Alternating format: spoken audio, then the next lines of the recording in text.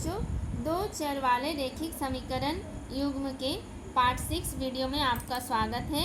इसके पहले के वीडियो में हमने दो चर वाले रैखिक समीकरण युग्म को ग्राफ में कैसे निरूपित किया जाता है वो सीखे हैं।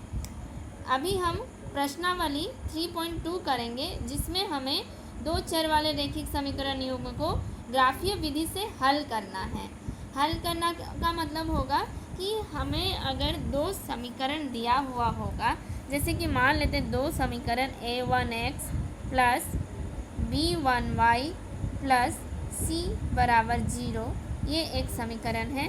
और एक दूसरा समीकरण होगा a2x plus b2y plus c2 बराबर 0। ये दो समीकरण इस तरह के रूप में दिए रहेंगे।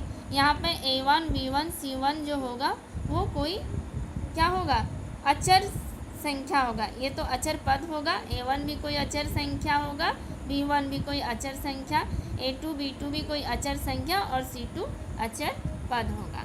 ठीक है, तो अब सवाल रहेगा कि इनको हल कीजिए ग्राफीय विधि से, है ना। हल करने का मतलब क्या होगा, मतलब x और y का मान निकालना। x और y का वह मान जो दोनों ही समीकरण को संतुष्ट करता हो, वो ये दोनों समीकरण का हल होगा। यानी कि x का जिस मान से समीकरण x और y का जिस मान से समीकरण 1 का लेफ्ट साइड बराबर राइट साइड हो जाएगा, उसी मान से अगर समीकरण 2 का भी लेफ्ट साइड बराबर राइट साइड हो जाता है। मान लेते हैं कि x का मान मान लिया 1 और y का मान कुछ मान लेते हैं 3। ये दोनों अगर हम समीकरण 1 में भी 1 और x के जगह 1 और y के जगह 3 रखेंगे तो लेफ़्ट साइड और राइट साइड बराबर होंगे। और समीकरण 2 में भी यही मान रखने पर लेफ़्ट साइड बराबर राइट साइड होंगे।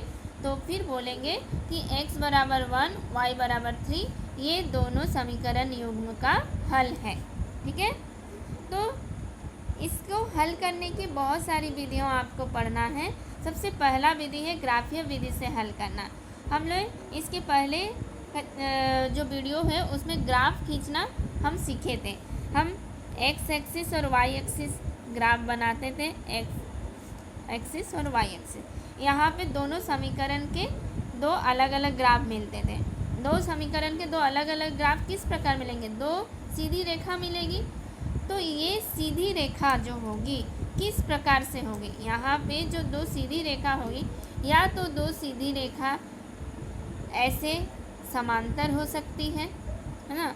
दो सीधी रेखा या तो समांतर मिलेगी ग्राफ पेपर पे, या तो फिर दो सीधी रेखा जो है एक दूसरे को इस तरह से किसी एक बिंदु पर प्रतिच्छेद करती हुई मिलेगी, या तो फिर दो सीधी रेखा समपाती मिलेगी, यानी एक के ऊपर में दूसरी रेखा एक ही साथ में ऊपर नीचे ओवरलैपिंग वाले रेखा मिल सकती है। ये तीन जो है आपके केसेस यहाँ पे देखने को मिलेंगे। यदि दो रैखिक समीकरणों को हम एक ही ग्राफ में प्लॉट करेंगे, निरूपित करेंगे, तो तीन तरह के केसेस देखने को मिल सकते हैं। या तो दोनों सीधी रेखा समांतर या कभी नहीं प्रतिच्छेद करेगी, या तो फिर एक जगह स्थान पे प्रतिच्छेद करेगी, या तो फिर समपाती होगी, मतलब सभी जगह पे प्रतिच्छेद करेगी, बहुत सारी जगह पे एक दूसरे के ऊपर ओवरलैप होगी। ठीक है, और इसी से हमें पता चलेगा कि इन समीकरणों का हल कैसा है। यदि रेखाएं जो होगी समांतर होगी, मतलब यदि रेखाएं प्रतिच्छेद नहीं करती, यानी समांतर होती है, समांतर है, तो फिर दोनों समीकरण का कोई हल नहीं मिलेगा, कोई हल नहीं। क्यों? क्योंकि दोनों रेखाओं का कोई भी एक कॉमन उभयनिष्ठ बिंदु नहीं है जहाँ पे दोनों रेखाएं मिली है। क्योंकि उभयनिष्ठ बिंदु, ये बिंदु जो होगा वो क्या होगा, x और y का मान होगा, मतलब कोई भी x और y का ऐसा मान नहीं है जो दोनों रेखाओं के लिए एक होगा, तो यानी कि कोई हल नहीं होगा। यदि रेखाएं एक जगह पर प्रतिच्छेद करती है, प्रतिच्छेदी रेखा मिलती है तो समीकरण का एक हल होगा, है ना। यदि प्रतिच्छेदी रेखा, ऐसे प्रतिच्छेद करने वाली रेखा है, मतलब एक बिंदु जो होगा दोनों रेखाओं के लिए उभयनिष्ठ होगा, कॉमन होगा, यानी x और y का एक एक वैल्यू ऐसा होगा जो दोनों ही समीकरण के लिए सेम होगा, मतलब दोनों समीकरण को संतुष्ट करेगा, तो हम कहेंगे कि इन दोनों समीकरण का एक हल है। यदि रेखाएं समपाती रेखा होगी तो हम बोलेंगे कि अनेक हल होगा, अनेक हल है, यानी कि बहुत सारी ऐसी बिंदु हैं जो कि इन दोनों रेखाओं का कॉमन है, मतलब x और y का बहुत सारा ऐसा वैल्यू है जो कि कॉमन है, इन दोनों ही समीकरणों को संतुष्ट करता है।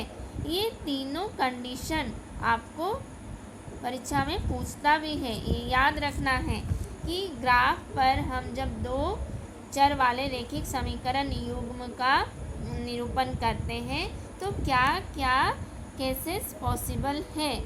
तो 3 तरह के केसेस पॉसिबल है। रेखाएं कभी प्रतिच्छेद नहीं करेगी तो ऐसे में कोई हल नहीं होगा, रेखाएं प्रतिच्छेदी होगी ऐसे में एक हल होगा, या फिर कहीं कहीं बोलता है इसको अद्वितीय हल, मतलब दूसरा नहीं केवल एक हल, या तो फिर रेखाएं समपाती होगी यानी कि अनेक हल होगा। ठीक है, अब हम आगे में इस चीज़ को और थोड़ा अच्छे से देखेंगे कि ये जो केसेस ये इनके गुणांक से कैसे संबंधित हैं।